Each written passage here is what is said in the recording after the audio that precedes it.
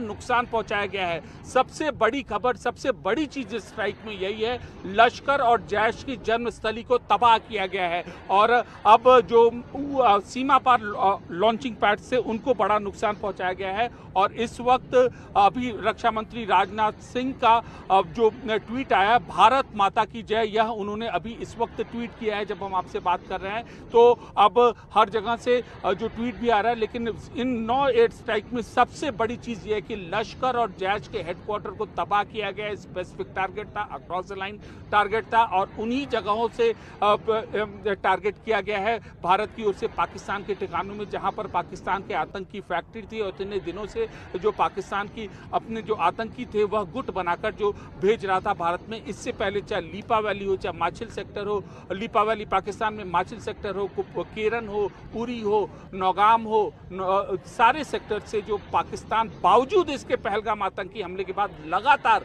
8 से 9 दिन से गोलीबारी कर रहा था। मंशा देखिए, लगातार 8 से 9 दिन से वह गोलीबारी कर रहा था पहलगाम आतंकी हमले के बावजूद भी। उसकी नीयत साफ थी, नीयत यह थी कि किसी तरीके से आतंकियों की घुसपैठ करे। और खबरें तो ये भी आ रही है कि पूरे पाकिस्तान में और पाकिस्तान के बहावलपुर इलाके में ब्लैकआउट हो गया है, क्या इस पर कोई जानकारी? और बाकायदा ये भी कहा जा रहा है कि मस्जिदों से वहां पर अनाउंसमेंट किए जा रहे हैं कि भारत ने अटैक कर दिया है, आप अपने इलाकों को खाली कर दें। बहावलपुर वो इलाका है जहां पर अटैक हुआ है और वहां कंप्लीट ब्लैकआउट हो गया है। अमित, कोई जानकारी इसके बाबत?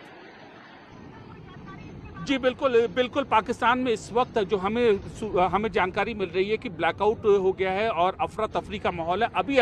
अभी डीजी ISPR का ट्वीट आया है, उसमें कहा है India has struck 3 places from air, Bahawalpur, Kotli and Muzaffarabad. देखिए, बहावलपुर, कोटली, मुजफ्फराबाद। बहावलपुर जैश ए मोहम्मद का हेडक्वार्टर, मौलाना मसूद अजहर की आतंकी फैक्ट्री। कोटली लश्कर का बहुत बड़ा हेडक्वार्टर।